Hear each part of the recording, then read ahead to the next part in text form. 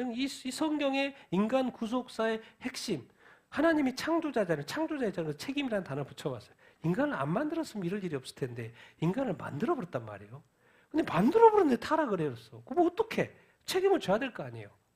그래서 제가 이제 창조자의 어쩔 수 없는 책임이라는 단어를 제가 이렇게 붙여봤는데, 성부 하나님, 인간은 내가 구원해야 돼. 사탄은 심판하고 인간은 내가 구원을 해야 되겠어. 그래서 다시 하나님, 이게 구원이라는 게 딴 거 없어요. 하나님과의 화목이에요. 하나님과의 관계 회복입니다. 누구와의 구원이라는 게 뭐예요? 누구와의 관계 회복? 하나님과 관계 회복. 그러니까 결국 우리가 구원받은 건 누구하고 친해지려고, 다 친밀해지려고? 하나님. 그러니까 여러분의 신앙생활은 누구하고 친밀하면서 사는 거예요? 하나님이에요. 하나님하고 친밀하게 지내세요. 교회하고 친하고 목사님하고 친한 것보다 가장 먼저 누구하고?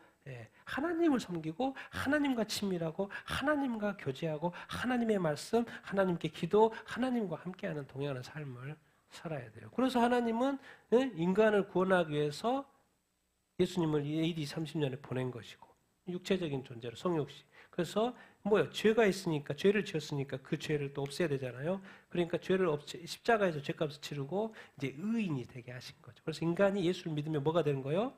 의. 성경에서 가르쳐 주잖아요.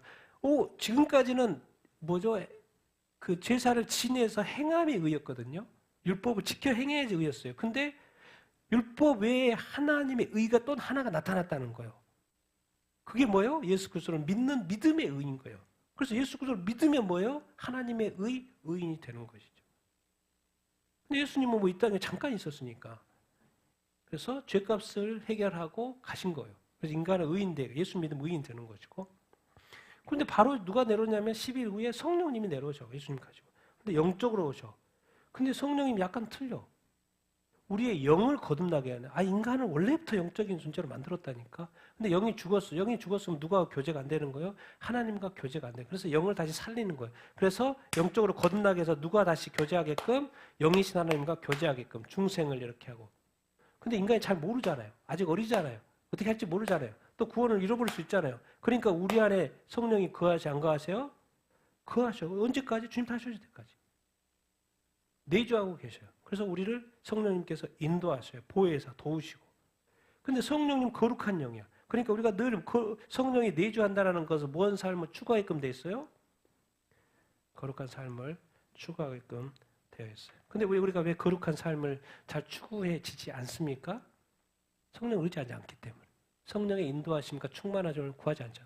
우리 여러분 그리스도인들 중에서 성령의 충만함을 막 완전히 간절히 구하고, 내가 성령의 인도함을 받아야 되겠고, 성령의 충만함을 받아서 내가 성령의 충만을 받아서 예배하고 싶고, 성령의 충만을 받아서 내가 일주일의 삶을 살고 싶다, 그렇게 막 아주 강하게 한 사람 있습니까? 예수 믿고 열심히 섬기고 열심히 살라고 하고 열심히 하다 보면 또 이렇게 하지? 성령 하나님이 나를 돕기 위해서 내 안에 있는데, 성령 하나님을 어떻게 보면 이용하는 표현을 이렇게 해보세요. 이용하고 사용하고 성령의 인도함을 받고 막 이렇게 하라고 하나님이 보내줬는데, 예수님이 보내줬는데, 이상하게 그것은 구하지 않고 자기가 막 열심히 한다는 거예요. 그럼 열심히 하는 건 좋아. 그런데 열심히 해서 잘못되는 것은 네 책임이지. 우리는 그렇게 살고 있어요. 그래서 엎치락뒤치락하고 살고 있어요.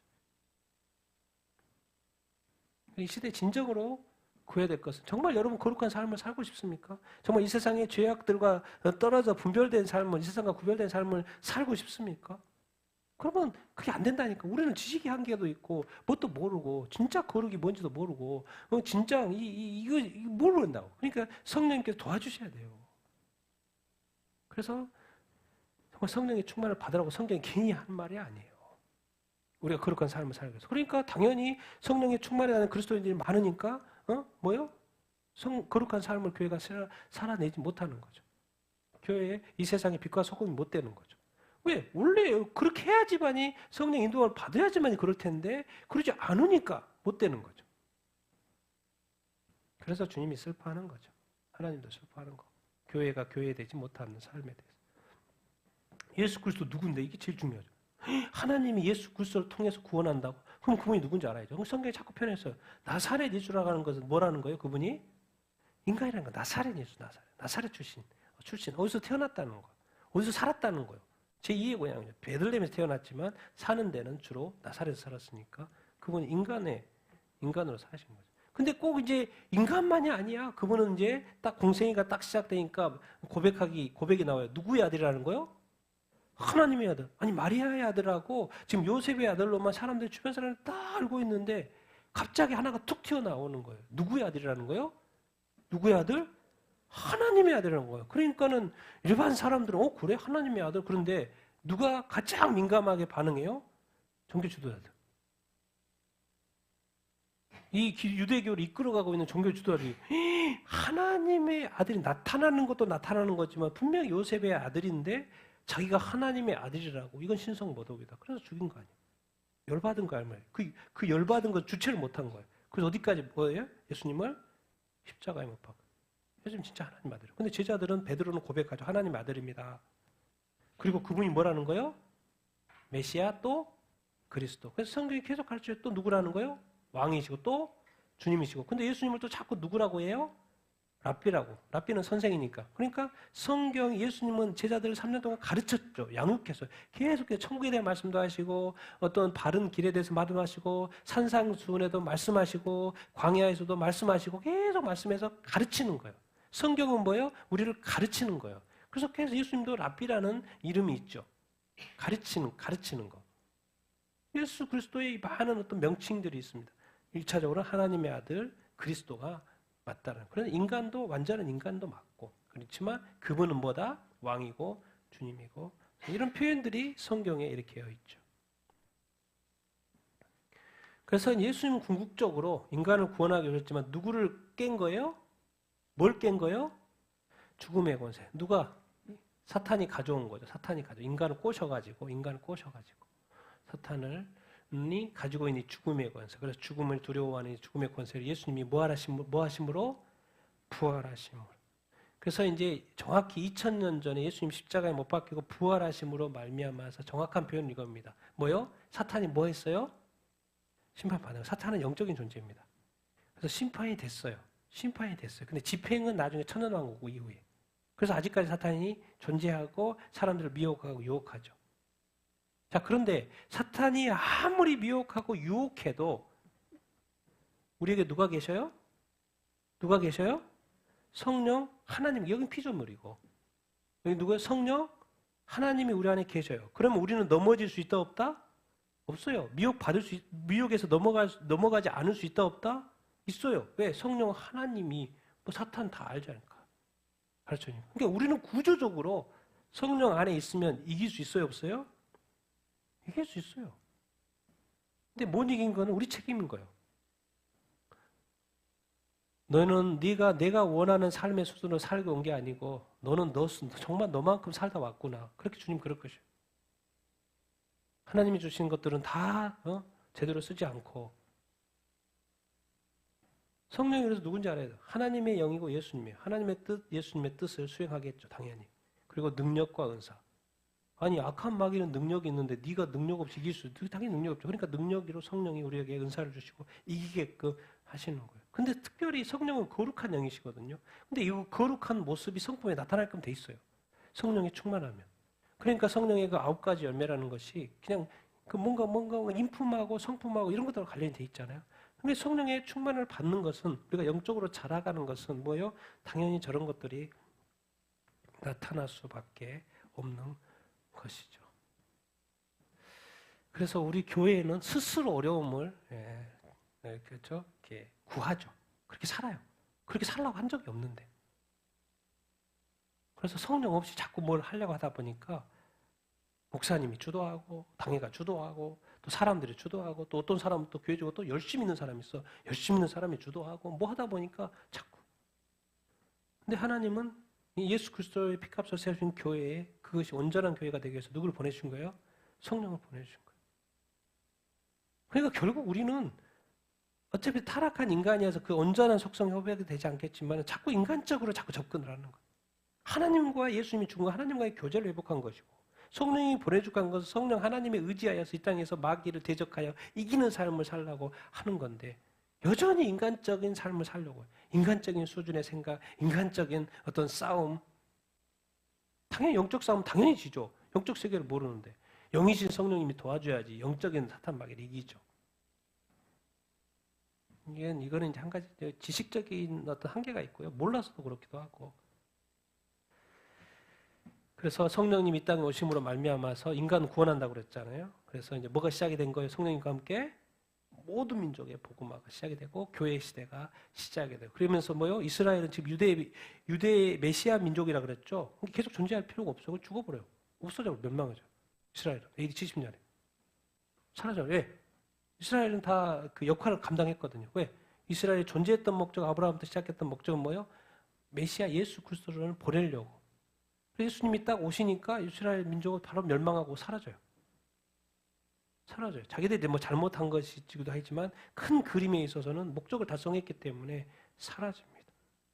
그래서 1948년에 다시 나타나기, 1900년이 지난 다음에 다시 나타나는 이유가 있죠.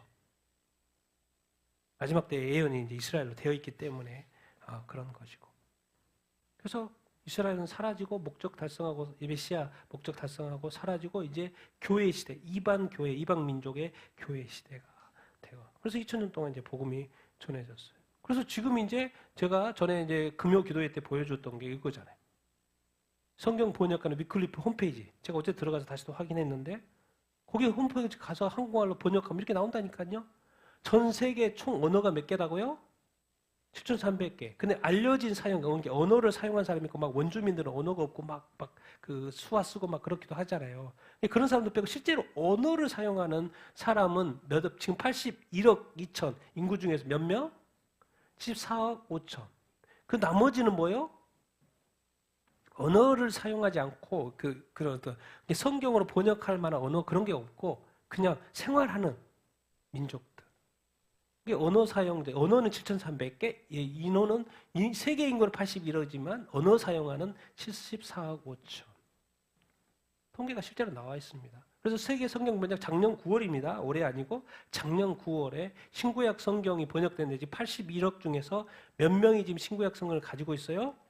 60명이 성경을 가지고 있어요. 자, 신약 성경도 가지고 있어요. 몇 명이? 8억 3천 명이 가지고 있어요. 그러면 그 중에 신약 성경도 일부만, 막 마태복음이라든가 요한복음이라든가 일부만 가지고 있는 민족도 몇 억이요? 인구가 4억이나 돼요. 근데 합치면 몇 억이 되는 거예요? 73억이 돼요. 근데 지금 이 언어가 총 7,300개인데 이 73억의 인구가 전체 언어 수의 절반밖에 안 돼요. 근데 언어가 절반밖에 안 되지만 실제로는 몇 억이에요? 몇 프로? 몇 프로에 해당해요? 전체 언어 사용자의 98%. 그러니까 나머지 언어가 엄청나게 3,000개가 남아있는데 그 인원의 사용자는 2%밖에 안 돼요. 그 2% 번역을 지금 한다 이 말이에요. 감이 오십니까? 전 세계 지금 모든 언어 사용자의 98%가 지금 성경의 언어가 번역이 돼 있다니까요. 성경이 번역된다는 그 민족 예수 믿는 사람이 있다는 것이고. 그리고 요즘에 제가 금요일 날 말했죠. 위클리프가 이제는 이제 지역교회에 있다 번역 맡긴다니까요. 지역교회 성도들이 있으니까. 지역교회 전문가들이 있으니까. 총 74억 5천 중에서 73억이 그 중에 98%나 되는 사람이 자기 언어로 된 성경책을 가지고 있다니까요. 그런데 자, 이제 우리가 이제 자꾸 구분해야 돼. 헷갈리면 안 되고 구분해야 돼. 그러면 98%, 73억이 지금 자기 언어로 된 성경책 가지고 있는데 81억 중에서 기독교는 인구는 몇 명이에요? 지금 통계가 25억밖에 안 됩니다. 기독교. 언어는 다 성경으로 번역이 됐어. 성경이 번역다고 되어서 모든 민족의 복음이 전해졌다고 돼서 다 예수님을 믿는 게 아니구나. 지금 25%, 25% 넘어가지 못하고 있죠. 근데 뭐 주님 다시 오실 때가 다 됐는데. 근데 모든 민족의 지금 복음이 전해졌고 언어로 번역된 상황.